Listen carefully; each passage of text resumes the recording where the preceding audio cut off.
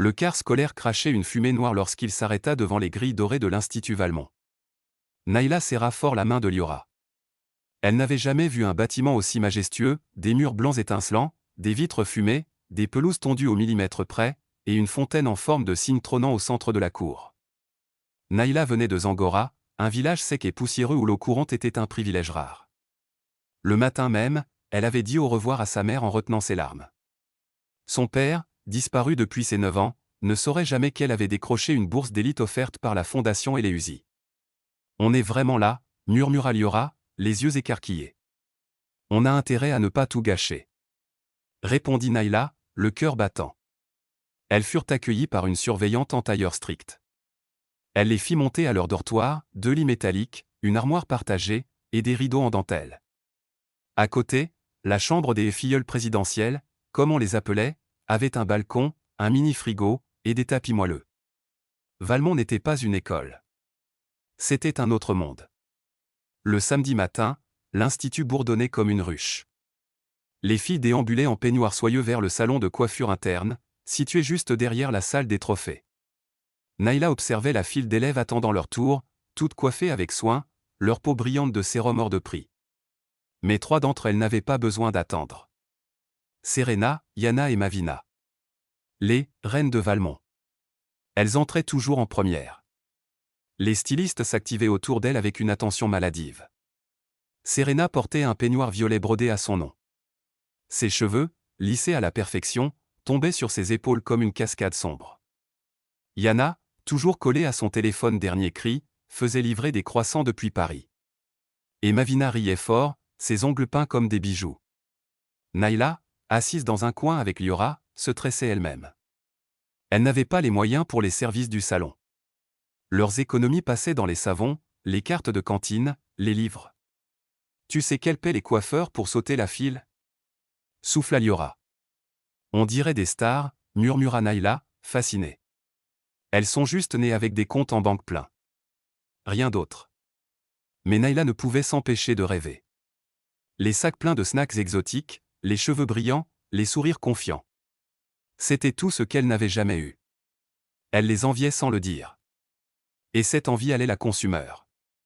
Ce jour-là, Naïla marchait vite dans le hall en tenant un plateau. Une envie soudaine d'attraper un livre oublié la pressait. Elle ne vit pas la flaque de jus tomber au sol. Elle trébucha.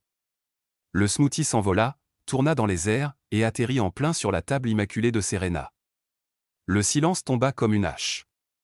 Naïla, paralysée, vit le liquide doré glisser lentement sur la nappe blanche, tachant un sac Chanel posé là. Tu sais combien ça coûte, ça, siffla Serena en se levant lentement. Naïla balbutia des excuses. Tu comptes nettoyer ça avec quoi ? Ton balai de village ?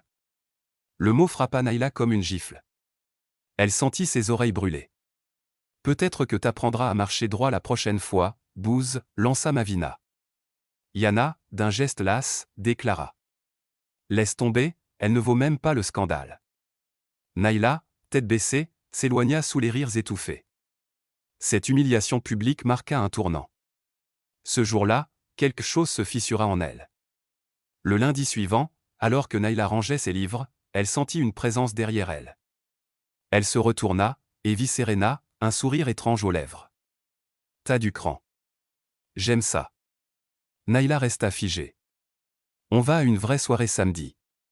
Pas les trucs bidons du réfectoire. Tu veux venir ? Pourquoi moi ? Serena haussa les épaules. Peut-être que t'es utile. Ou peut-être juste par pitié. Tu verras bien.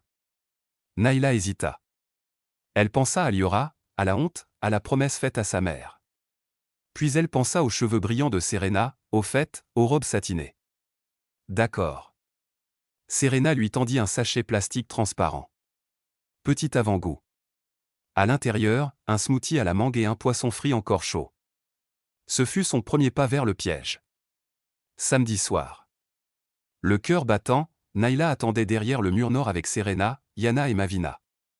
Darius, le gardien, les vit, mais détourna les yeux. Il savait. Tout le monde savait. Une voiture noire aux vitres teintées s'arrêta. Le moteur ronronnait comme une bête. Ewan en descendit. Jeune, grand, élégant, chemise ouverte. Il embrassa Yana sur la joue, fit un clin d'œil à Naila. On y va, les princesses? La route fut rapide. À travers les vitres, Naila voyait défiler des villas, des piscines éclairées, des statues dans les jardins. Ils s'arrêtèrent devant une maison moderne, façade blanche, portail en fer forgé. À l'intérieur, une ambiance tamisée, des lumières colorées, une musique lente. Ewan fit visiter la maison à Naila. Elle en resta bouche bée. « C'est à toi » demanda-t-elle timidement. Il sourit. « On peut dire ça. » Dans cette villa, Naila goûta au luxe, à l'interdit, à la sensation d'être spéciale. Elle l'embrassa. Ce qu'elle ne savait pas encore, c'est que ce moment marquait le début de sa descente. Le lundi matin, Naila retourna en cours les jambes encore lourdes de la nuit passée.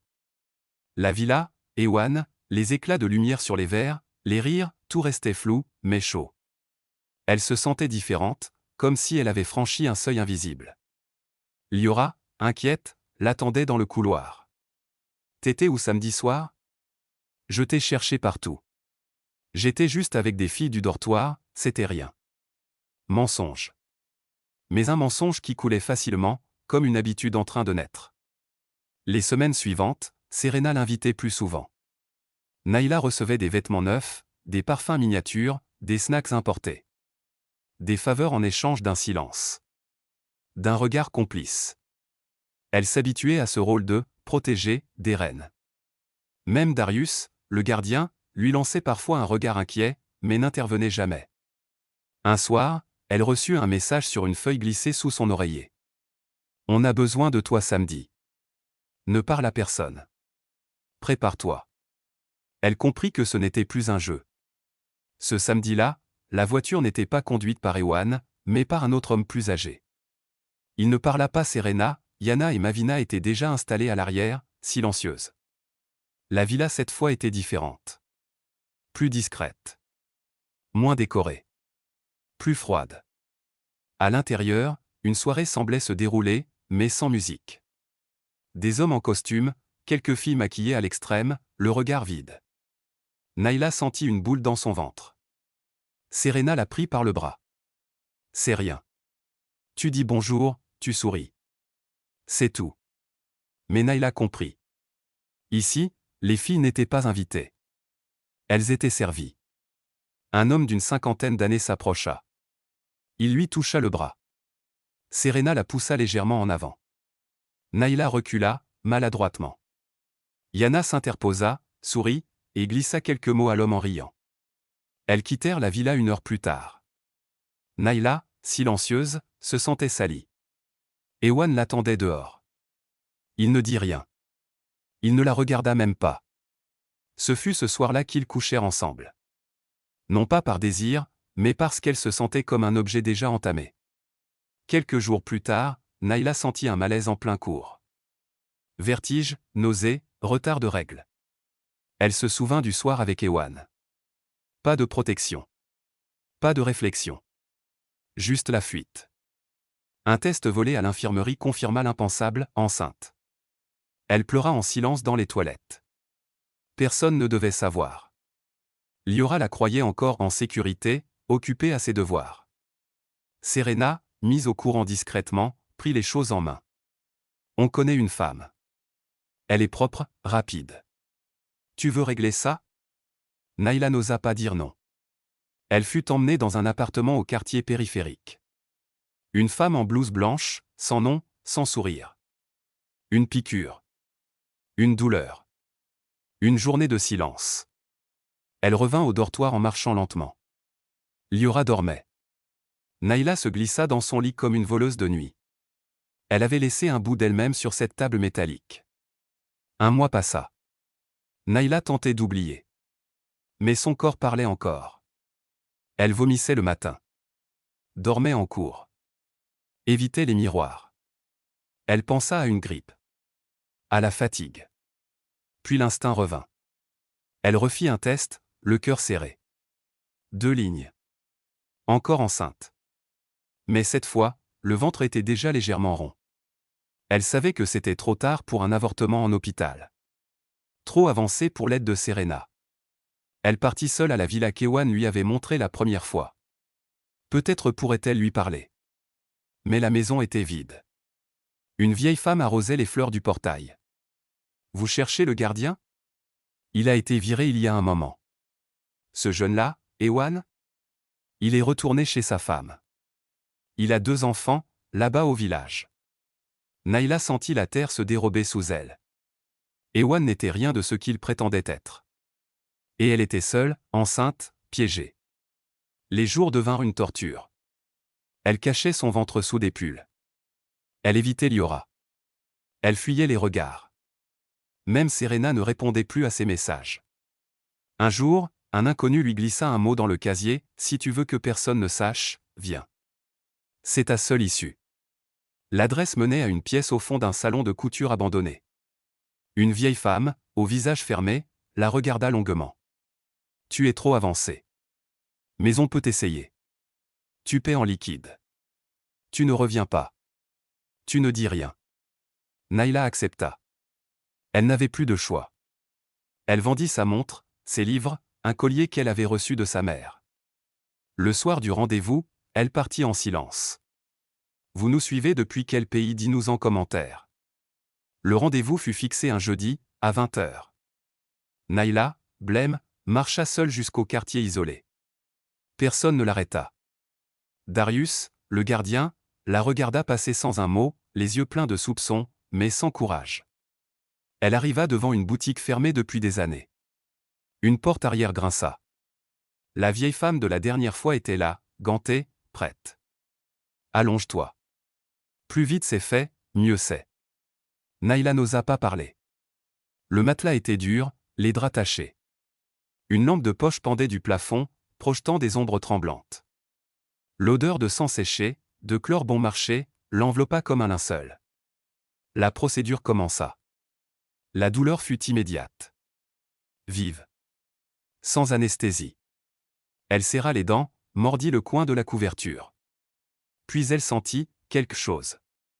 Un vertige. Une chaleur. Une marée noire. « Tu saignes trop. » marmonna la vieille. « Tu devais venir plus tôt. » Tout devint flou. Naïla tenta de parler, mais sa gorge ne répondit plus. Elle vit le plafond se noyer dans une tache rouge. Et puis, plus rien. Il était presque minuit quand un taxi abandonna Naïla devant les urgences d'un centre médical de fortune. La femme avait paniqué, refusé de l'accompagner. Le chauffeur, payé à l'avance, la déposa et partit aussitôt. Les infirmiers la trouvèrent inconsciente, trempée de sang. Aucune carte d'identité. Aucune fiche. Juste une jeune fille vidée de sa vie. Quand l'hôpital contacta l'Institut Valmont, il était trop tard. Naïla avait succombé à une hémorragie interne, seule, dans une chambre sans nom. Le médecin remplit le rapport médical. Décès dû à des complications post-intervention non déclarées. Aucune enquête. Aucun signalement. Le lendemain matin, la directrice de Valmont convoqua les élèves dans le grand hall. « C'est avec tristesse que nous annonçons le décès de Naïla Douma. Une tragédie. Une perte soudaine. Nous offrons nos prières à sa famille. » Les visages se figèrent. Quelques murmures. Des larmes sincères, mais surtout du choc. Liora, absente ce matin-là, fut prévenue par une surveillante. Elle courut jusqu'à la chambre. Le lit de Naïla était vide, ses affaires déjà emballées dans un carton. « Elle est morte ? » ?»« Oui. Un problème de santé. C'est tout ce qu'on sait. » Liora resta debout, incapable de respirer. Son amie. Sa sœur de cœur. Partit sans un mot. Elle interrogea Darius, qui baissa les yeux. Elle affronta Serena, qui haussa les épaules, elle n'a pas supporté la pression, voilà tout. Certaines ne sont pas faites pour ce monde. Les jours passèrent. Le nom de Naïla disparut des registres. Sa chambre fut donnée à une nouvelle élève. Aucun hommage ne fut organisé. Sa famille reçut un simple appel « Votre fille est décédée. Vous pouvez récupérer ses effets personnels. » Liora ne dormait plus. Elle fouilla dans les cahiers de Naïla, ses brouillons, ses poèmes. Elle retrouva un mot jamais envoyé, « Si jamais je tombe, dis-leur que j'ai essayé. Que j'ai voulu appartenir à quelque chose. Que j'ai juste eu peur d'être personne. Elle pleura pendant des heures. Puis elle écrivit à la Fondation Eleusis, sans réponse. Elle envoya un message anonyme au ministère. Rien ne bougea. Les reines, elles, continuèrent leur vie. Yana reçut une voiture neuve. Serena fut élue représentante de classe. Mavina posta une photo avec la légende. Only the strong survive. La tombe de Nayla était simple. Une dalle grise.